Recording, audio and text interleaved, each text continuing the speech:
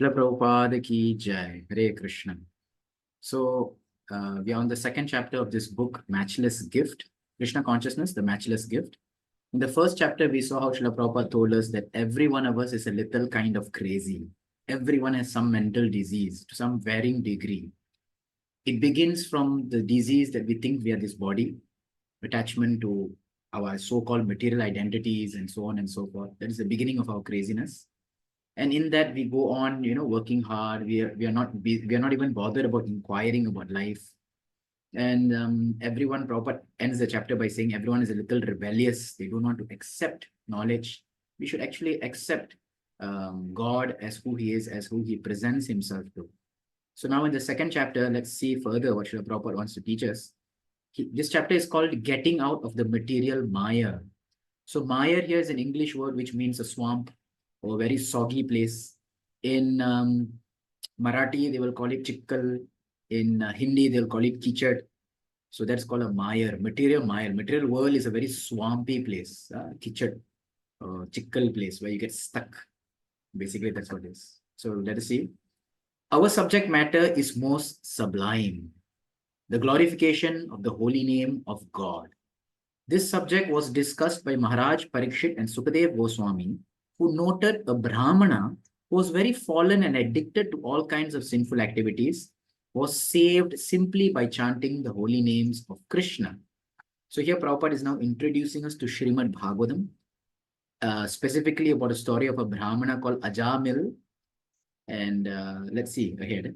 This is found in the 6th canto of Srimad Bhagavatam, an epic work by Vyasadev, Veda Vyasa, describing the pastimes of Lord Krishna and elaborating on the philosophy of Krishna consciousness. So I just thought I'll take this avenue to show you all what Srimad Bhagavatam is. 18,000 verses, 12 cantos, like that. In each canto, many chapters are there. Beautiful narrations of all kinds. It's known as the Vedic encyclopedia. Everything you need to know. Creation of the world, purpose of this, different pastimes, lessons from it, how we can basically, everything is aimed at character reformation. So that is Srimad Bhagavatam. So in the 6th canto, what you see here is actually the story of Ajamil comes in this. So Srimad Bhagavatam is basically begins with a conversation between Parikshit, Raja Parikshit, who's seated down, and Shukadev Goswami, who's seated on the throne, speaking about this whole discussions. In the 5th canto of Srimad Bhagavatam, the universal planetary systems are fully explained. So Prabhupada is saying the link before the Ajamil section, how it comes about in the 6th canto. 5th canto, what happened? So within the universe, there are lower planetary systems, middle planetary systems, higher planetary systems. Actually, not only the Bhagavatam, but all religious scriptures contain descriptions of hellish or lower planetary systems and heavenly or higher systems. Srimad Bhagavatam gives evidences of where these planets are and indicates how far they are from this planet. So there's a lot of calculations, a lot of details that are given in Srimad Bhagavatam. Just as astronomers have calculated how far the moon and other heavenly bodies are from Earth, similarly, the Bhagavatam contains descriptions of various planets. So the whole geography, universal geography, is given in the 5th canto of Srimad Bhagavatam. Even on this planet, we experience different climatic conditions. So Prabhupada is linking, how some people may argue that I don't think there are other planets or other life forms on other planets. But Prabhupada said, hang on. Even in this world, in different places, we experience different climatic conditions. In temperature, countries such as United States, the climate is different from that of a tropical country like India. Just as there are different environmental differences on this planet, there are other planets which have far different atmospheres and environments. So these are all descriptions given in Srimad Bhagavatam. And sometimes when people read this, they become a little bewildered. How is it possible? But here we find in our own world, there are countries in Europe which for 8 months do not see the sun, right? And for 4 months, they see just a little sun. Can you imagine? It's just unimaginable to us. After hearing a description of such planets from Sukadev Goswami, then Parikshit Maharaj replies. So before that, I just thought I'll show you, for those who may be not so acquainted with Srimad Bhagavatam, this was the Ajamil pastime that was mentioned in 6th canto. So you can see this Brahmana Ajamil as he's dying. The Vishnu Dutas, the messengers of Lord Vishnu, came to save his soul, which is being pulled out from the body. And the Yamadutas are there, the messengers of Yamaraj, the messengers of death have come to pull the soul away. So there's a like dispute between the two parties. This is a description in the 5th canto of the universe that we are in one shell, what is called as a Brahmanda. Right? Our universe, this universe that we have have 14 planetary systems, not 14 planets, planetary systems. So the middle planetary system, like Tolkien's Middle Earth, is known as Jambu Dweep. Of that, there are 9 islands, and we are the middle, which is called Jambu Dweep. Right? Like that, many things are there. Higher planetary systems, Shwargaloka, Maharloka, Janaloka, Tapaloka, and so on and so forth. The lower planetary systems, this is not hell, mind you. These are lower planetary systems, but they're not hell. Atala, Vitala, Sutala, Patala, Talatala, and all this goes on. And below all this, near towards the ocean below, that is where the hellish regions are. Okay, these are known the lower planetary systems, middle planetary systems, higher planetary systems. Very interesting, beautiful descriptions are there. So Parikshit Maharaj, after hearing all these horrible descriptions of hell, he asked this question. Aduneha mahabhaga yataiva narakannara nanogra yatananyeyat tanme vyakatum arhasi. Sir, Sukadeva Goswami is addressing, I have heard from you about all the hellish planets. Men who are very sinful are sent to these planets. So actually he's having a lot of compassion or sadness that sinful people are being sent to such a place and they're suffering. So he asked them, out of concern. So here Prabhupada explains about the character of Parikshit Maharaj. Parikshit Maharaj was a Vaishnava, means devotee, and a Vaishnava always feels compassion for others' distress. It's mentioned Vaishnava is known as a para dukkha dukhi. Others dukkam, others sadness, they feel sad, seeing other people sad. For instance, when Lord Jesus Christ appeared, he was greatly aggrieved by the miserable conditions of the people. Regardless of the country or sect to which they belong, all Vaishnavas or devotees, any people who are God conscious or Krishna conscious, are thus compassionate. So by nature, people are compassionate. We see even if, because Prabhupada is talking about Lord Jesus Christ.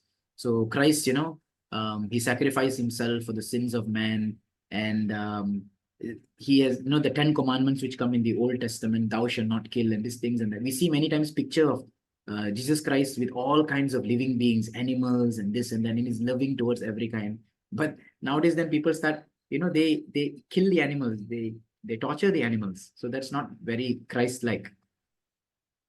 Therefore, to blaspheme a Vaishnava, a preacher of God's glories, is a great offense. Krishna never tolerates offenses committed at the lotus feet of a pure Vaishnava. A Vaishnava, however, is always ready to forgive such offenses. Kripam Bodhi. A Vaishnava is an ocean of mercy. So this specifically is a word coming in the pranam, or the glorification that we recite to Vaishnavas, our mantra that we offer, Vaishnava pranam it's called. Vancha kalpa-tarubhyascha kripa sindhubhya evacha patitanam pavanebhyo vaishnavebhyo namo namah. My obeisance to all the Vaishnavas who are just like desire trees. Vancha kalpa-tarubhyascha. Devotees are such people, like whatever you desire from them, whatever you want, they will give you because they're so merciful. Kripa Sindhu. Kripa Sindhu, because they are an ocean of mercy. Patitanam, Pavanebhyo, they're very merciful to the fallen. So here Prabhupada is saying, Kripam Buddhi. Kripa Sindhu, Kripam Buddhi. Ambudhi means ocean. Same thing. Vancha kalpa-taru. Everyone has desires, but a Vaishnava can fulfill all desires. Kalpa-taru refers to a tree in the spiritual world, which is called a wish-fulfilling tree. In the material world, a particular type of fruit can only be gotten from a particular type of tree. So if you want mangoes, you have to go to a mango tree. If you want orange, you have to go to an orange tree. But in Krishna Loka, as well as in all the other planets in the spiritual sky, all the trees are spiritual and will yield whatever one desires. That is described in Brahma Samhita. Chintamani prakara satmasu kalpa vriksha. A pure Vaishnava is compared to such a wish-fulfilling tree, for he can bestow a matchless gift upon a sincere disciple. What is that greatest fruit that you can get from the tree of the devotee? Krishna consciousness, Krishna prema. A Vaishnava is addressed as Mahabhaga, meaning greatly fortunate, very fortunate. One who becomes a Vaishnava and is God conscious is understood to be greatly fortunate. Lord Chaitanya Mahaprabhu is the chief exponent of Krishna conscious in this age, has explained that the living entities in various planetary systems all over the universe are rotating in different species of life. So the greatest good fortune or the great fortune you can give to someone is to make them God conscious, Krishna conscious, right? A living entity can go wherever he likes, to heaven or to hell, simply by preparing himself for either place. If you live like a hellish person, you end up in hell. If you live a heavenly life, you go up into heavens. Or if you live a godly life, then you go back to God. There are many heavenly planets, many hellish planets, and many species of life. Padma Puran estimates the species of life to be 8.4 million, and the living entity is rotating or wandering through these species and creating bodies according to his mentality in his present life. As you sow, so shall you reap. Again, interesting. This actually is a phrase that comes in the New Testament of the Bible. Which book? Galacticus, I think. Where Paul writes a letter. So anyways, basically it's like karma principle, but it's mentioned in the Bible, very famous saying, the whole world knows it. So Prabhupada is also using it. So as you sow, thou shalt reap. Is the law that governs here, this world, material world. Chaitanya Mahaprabhu says that out of these numberless living entities who are transmigrating in the material world, one may be fortunate enough to take to Krishna consciousness. So out of the millions of people in the tabernacle of material nature moving around, few people are very fortunate to become Krishna conscious. Krishna consciousness is being distributed freely everywhere, yet not everyone takes to it, especially in this age of Kali, in Kaliyuga. Because of this, Srimad Bhagavatam characterizes people in the age of Kali as unfortunate. So we have seen this shloka, which talks about the people, the qualities of the age in Kali. Srimad Bhagavatam, first canto, first chapter, 10th verse. Prayanas alpak ayusha shabdya kalavasmin yuge jana manda sumanda matyo manda bhagya upadrita. We discussed about this in earlier readings of the book, that people are first quality, short-lived. Second quality is that they are mandaha, right? They are very dull or lazy. Sumanda matayo. Second is they are misguided. Third, sorry. And they are manda bhagya. They're very unfortunate. And even if they don't have anything else, they're upadrita. They always disturb. 5 qualities of the people in the age of Kaliyuga. Therefore, Chaitanya Mahaprabhu says that only those who are fortunate take to this Krishna consciousness and thus attain a pleasant and blissful life of knowledge. It is a duty of a Vaishnava to go from door to door to try to get unfortunate people to accept good fortune. A Vaishnava thinks, how can these people be delivered from their hellish life? That was also Maharaj Parikshit's inquiry. Sir, Sukadeva Goswami is addressing Sir. You have described that because of one's sinful activities, he is put into a hellish condition of life or in a hellish planetary system. Now, what are the methods by which such a person can be saved? This is a very important question. When a Vaishnava comes, when God comes himself, or when God's sons or his very confidential devotees come, their only mission is to save sinful men who are suffering. They have knowledge of how to do this. Now, Prabhupada quotes another great Vaishnava. When Prahlad Maharaj met Lord Narasimha Dev, he said, this is a beautiful prayer by Prahlad Maharaj, 7th canto of Srimad Bhagavatam, 9th chapter. Naivo dvije paraduradyaya vaitaranyas twadvirya gayana mahamritamagna chitta sochetato vimuka chetasa indriyartha maya sukaya bharam udvahato vimudhan. What does Prahlad Maharaj says? My dear Lord, he's praying to Lord Narasimha.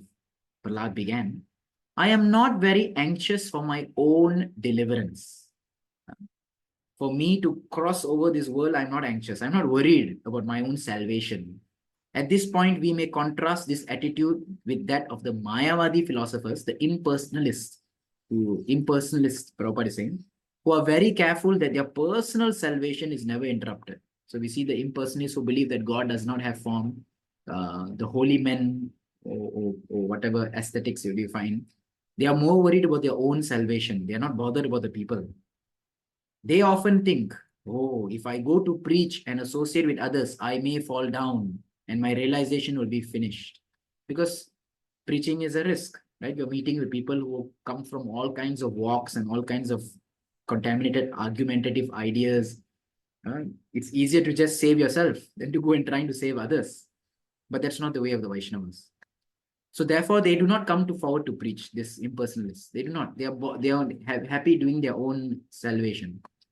Only the Vaishnavas come, even at the risk of fall down. Right? Sometimes the Vaishnava may meet people of different kinds of stature, and they themselves may be affected by their negative energies, or they may have a setback, whatever it is.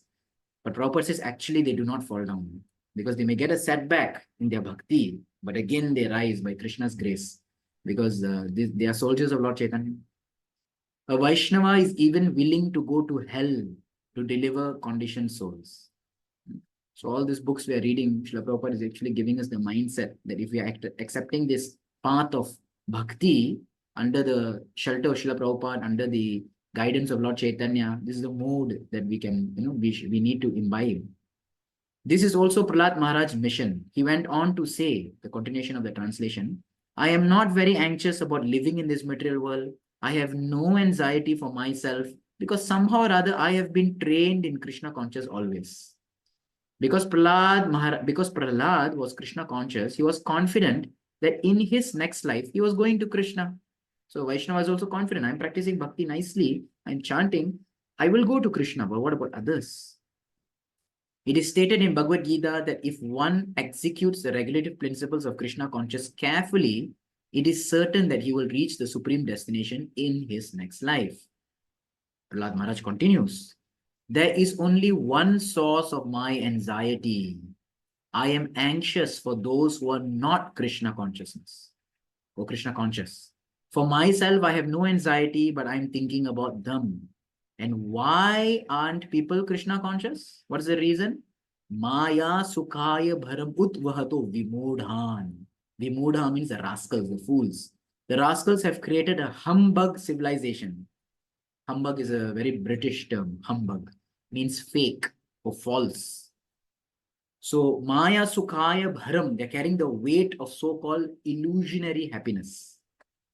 So Prabhupada says, Maya sukhaya. Actually, this is a fact. We have succeeded in creating a humbug civilization, a fake fallacy. Every year, so many cars are being manufactured.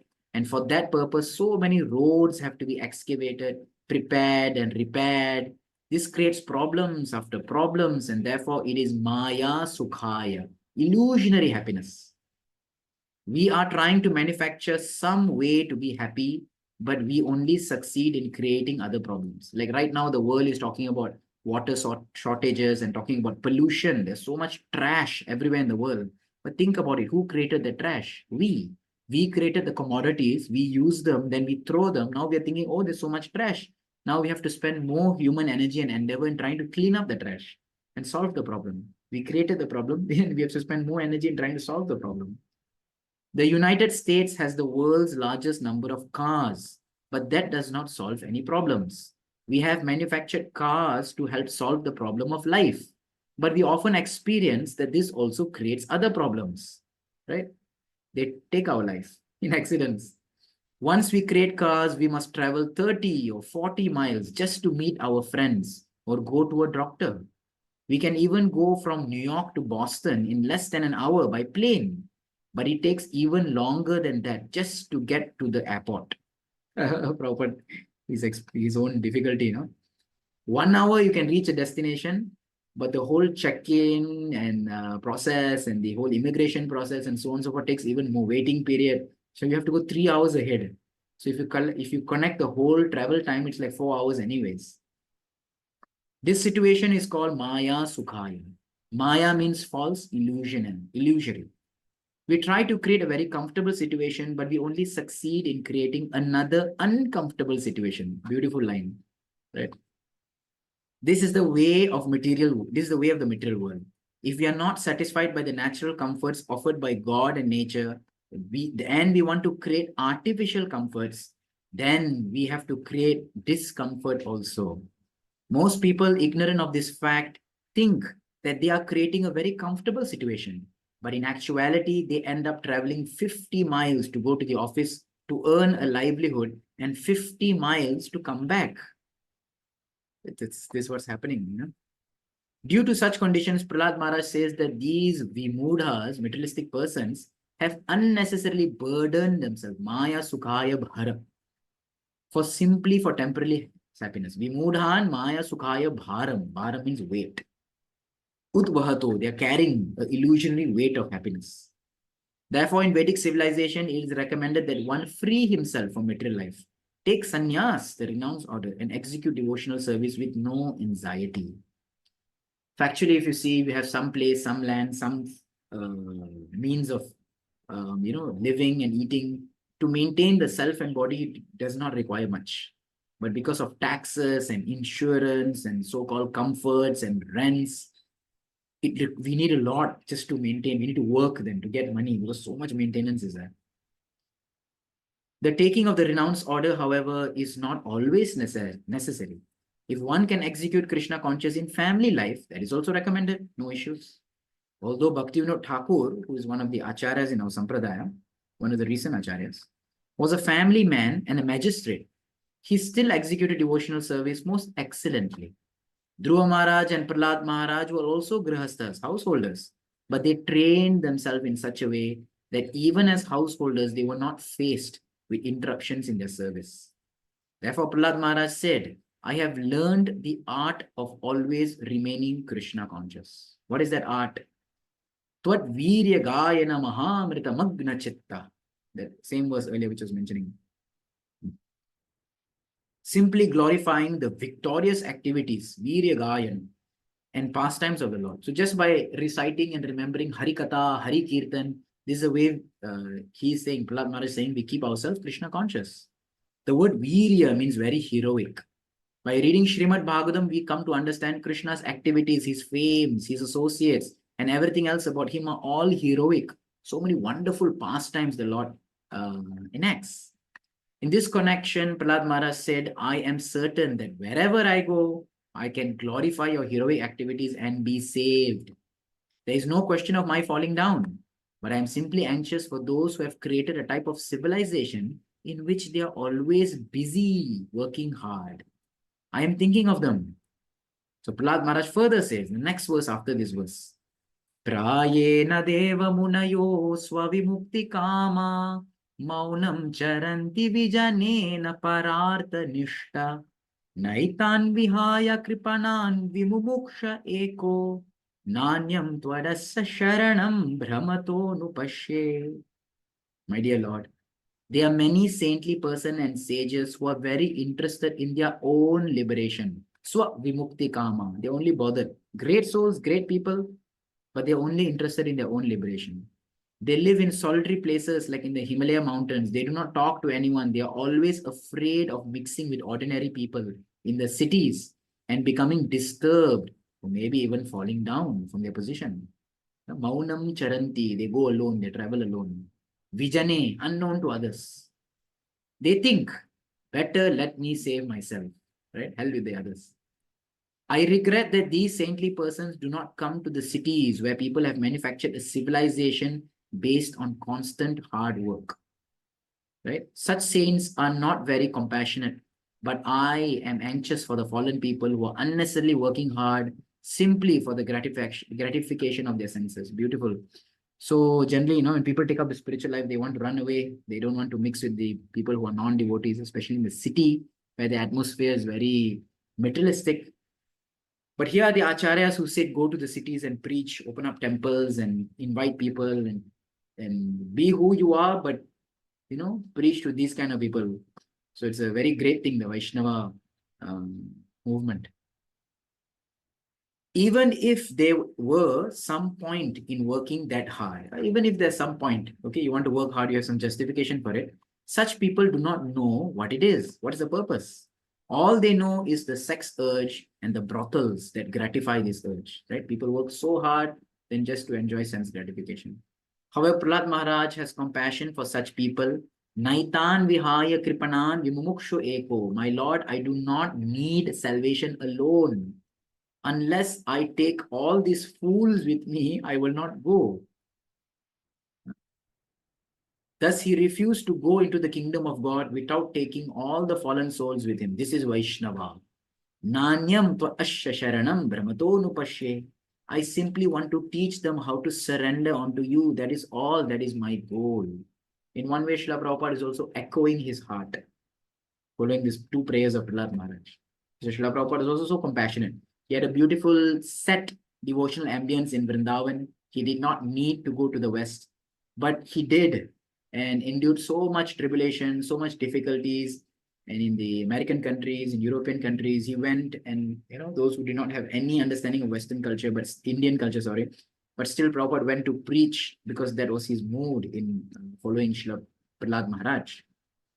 Surrender is thus emphasized because a Vaishnava knows that as soon as he surrenders, the path is clear.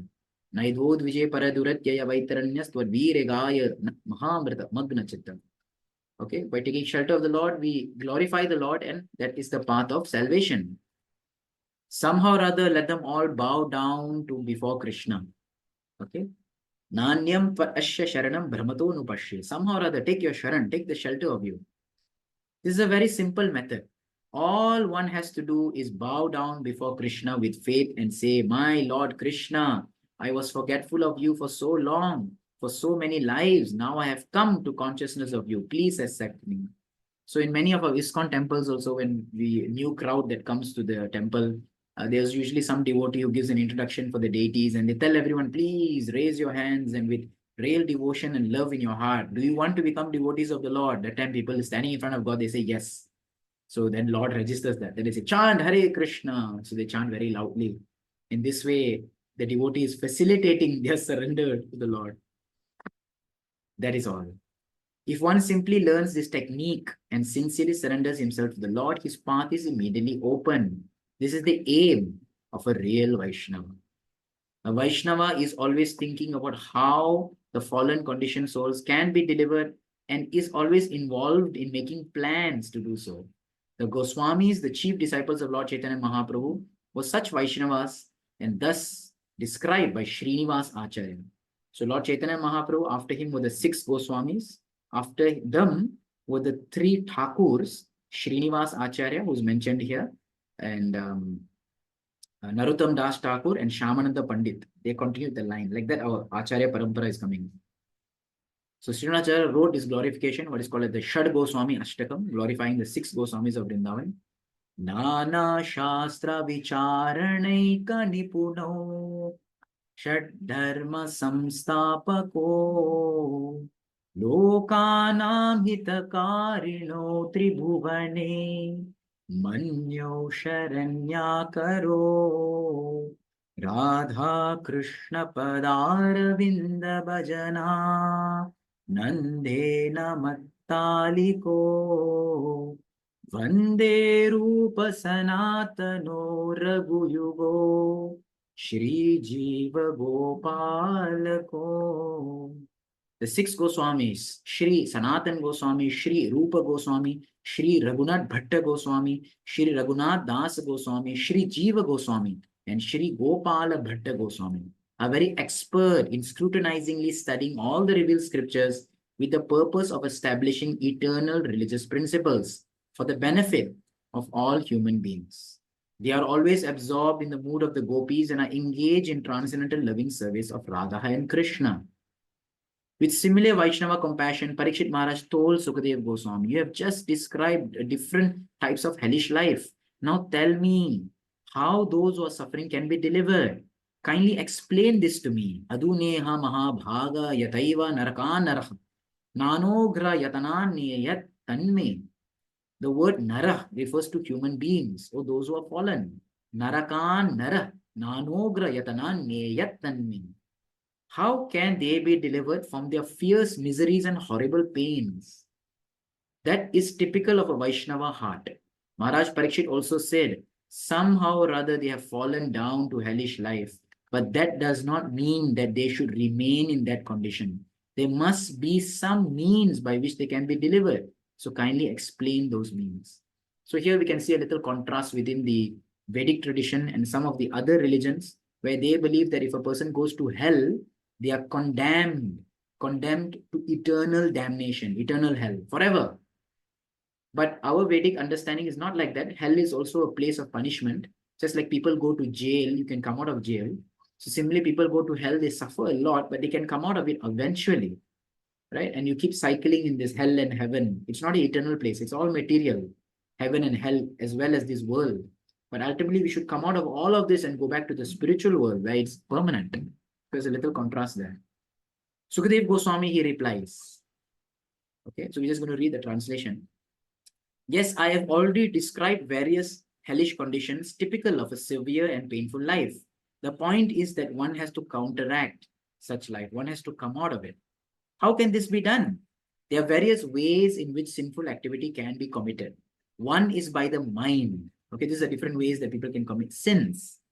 If a person thinks of committing some sinful activity and thus makes a plan, I shall kill that man, that is also considered sinful.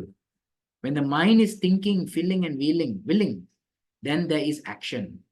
In certain areas in the United States, a dog owner is responsible according to law if the dog barks at someone passing by on the road.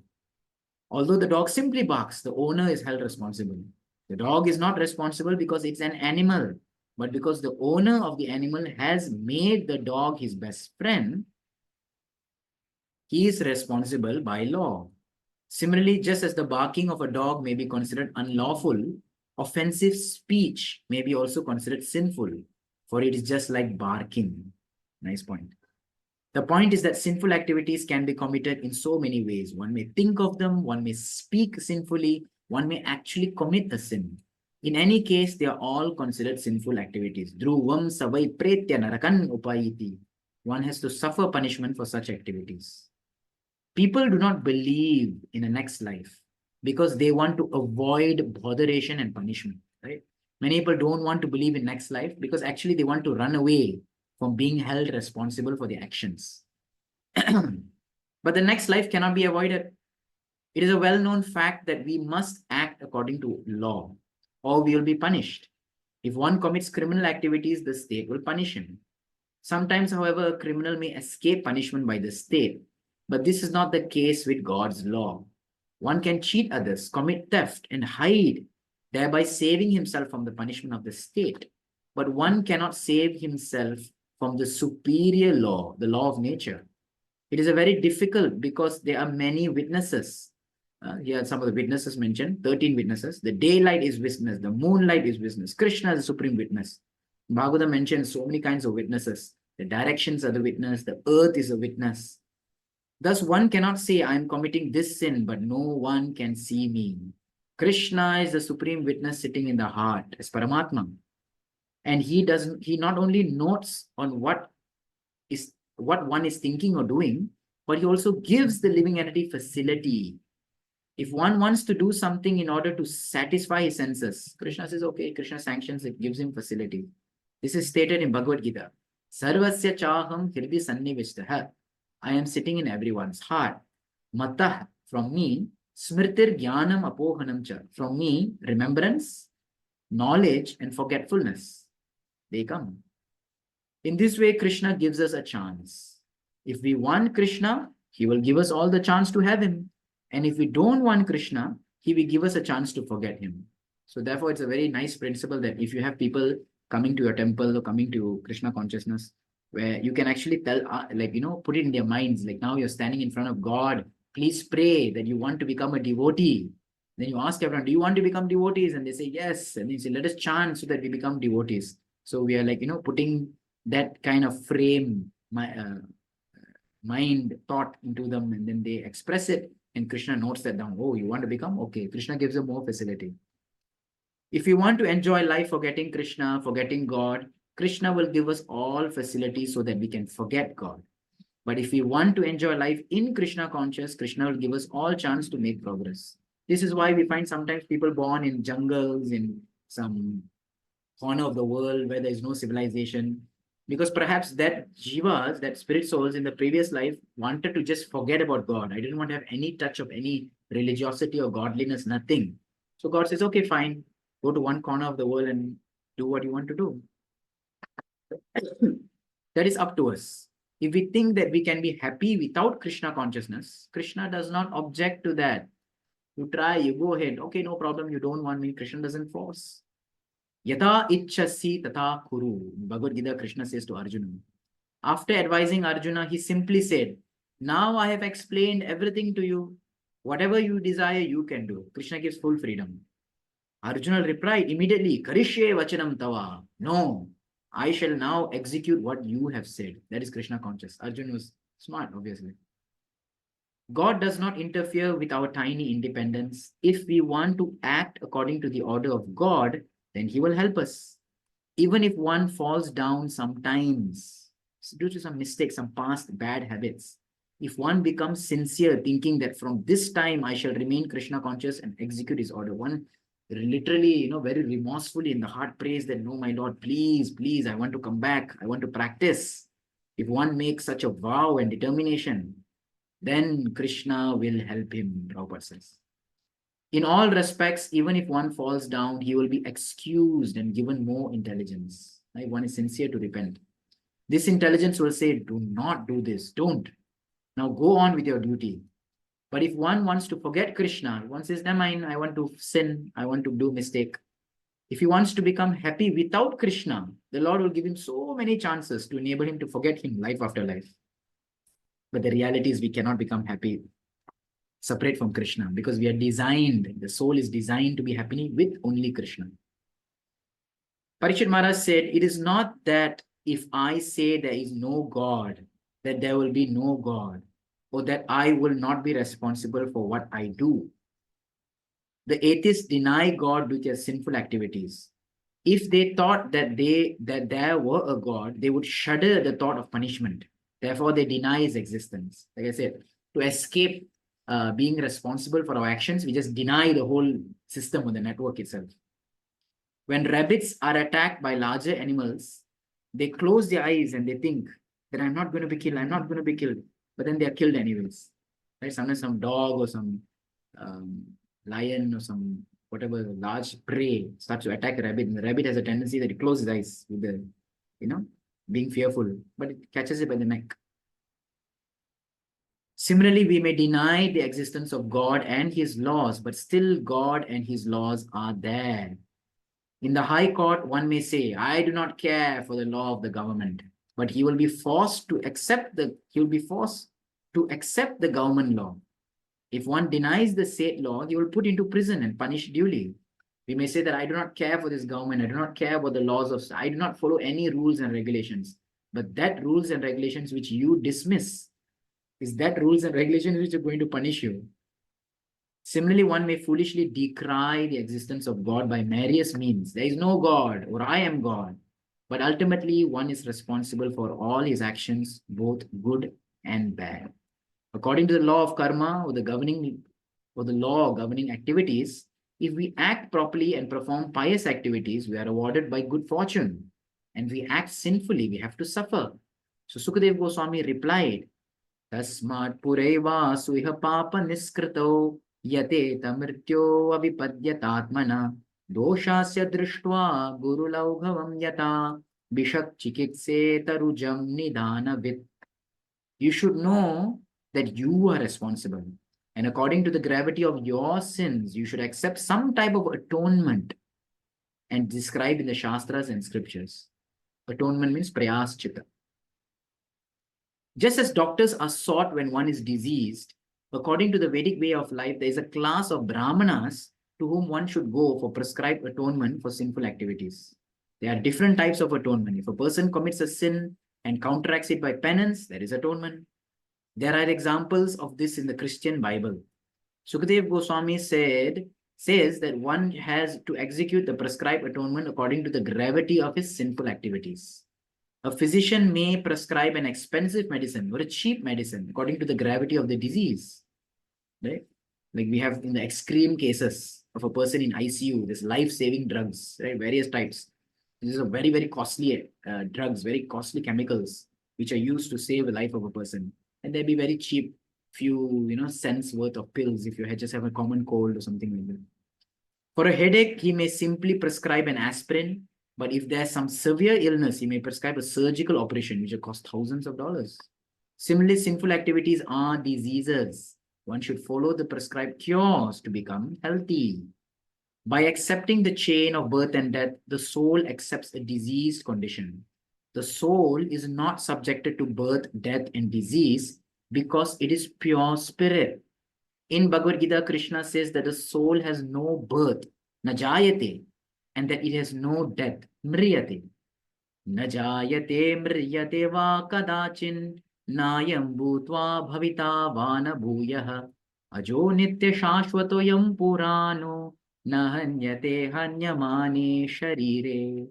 For the soul there is never birth nor or death, nor having once been does he ever cease to be.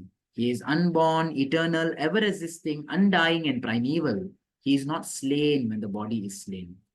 Modern civilization is in dire need of an educational system, right? To give people instructions on what happens after death. This is the greatest education that a person can give, that is not a spot life, not a one-time life. Find out what or where you're going after death. In actuality, the present education system is most defective because unless one knows what happens after death, one dies like an animal. An animal does not know that he's subject to death or that he's going to have to take another body. Death in ignorance. Human life, however, should be more elevated. One should not simply be interested in animalistic functions of eating, sleeping, defending, mating. A living entity may have an abundant supply of food for eating, or many nice buildings for sleeping, or good arrangement for sex life, or good defense to protect him, but this does not mean that he is a human being. A civilization which is based on these activities should be known to be animalistic, because these are the things that animals also do. Since animals are also interested in these functions, what is the difference between human life and animal life if a human being does not go beyond them? The distinction can be made when a human being becomes inquisitive and asks, why have I been put into this miserable condition? Is there any remedy for this? Is there perpetual eternal life? I do not want to die, nor do I want to suffer.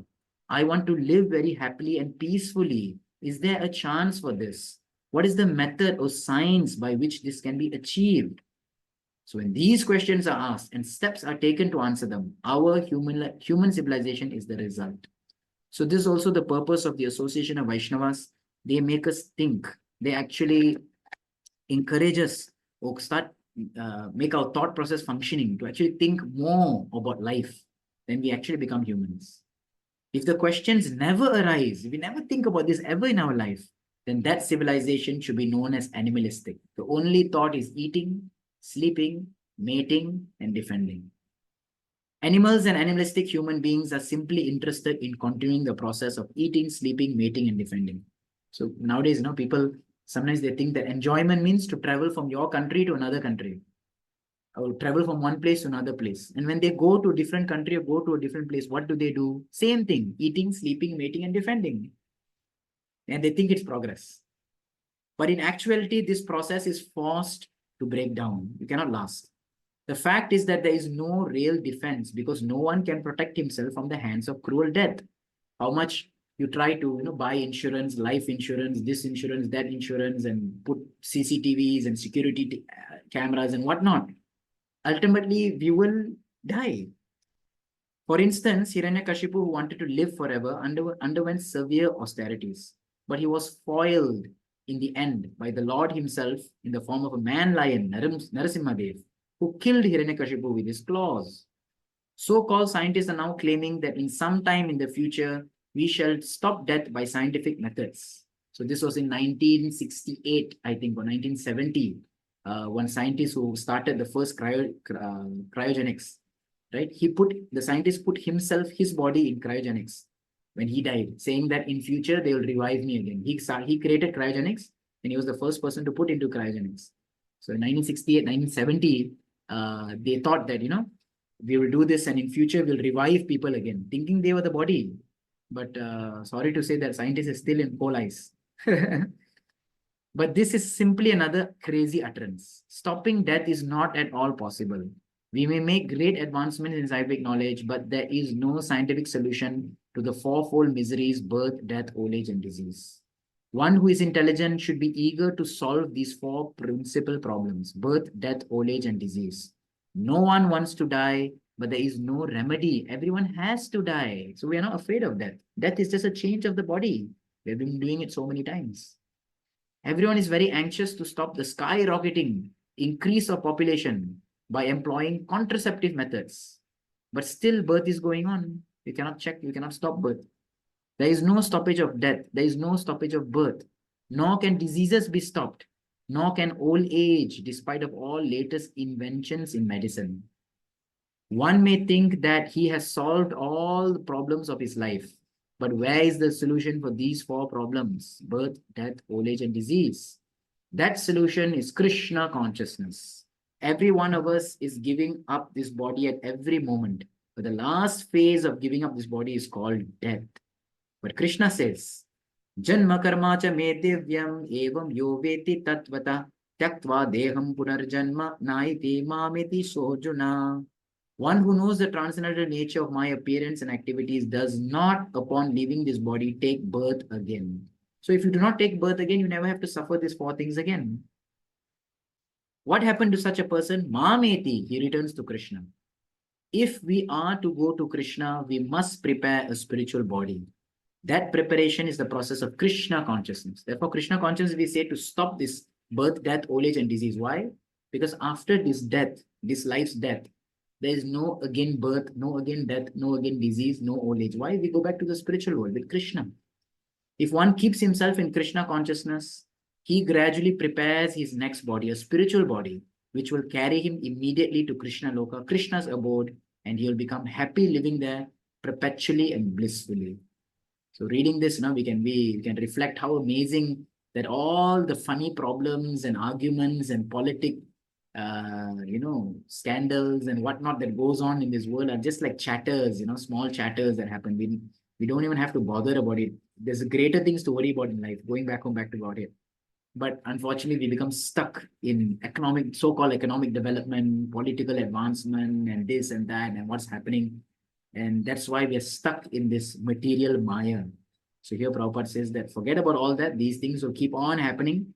This is not the focus of life. Focus on you, on our life as humans to perfect it in Krishna consciousness. Go back home, back to Godhead. This is the way we get out of the material maya. Very beautiful chapter. Srila Prabhupada ki jai.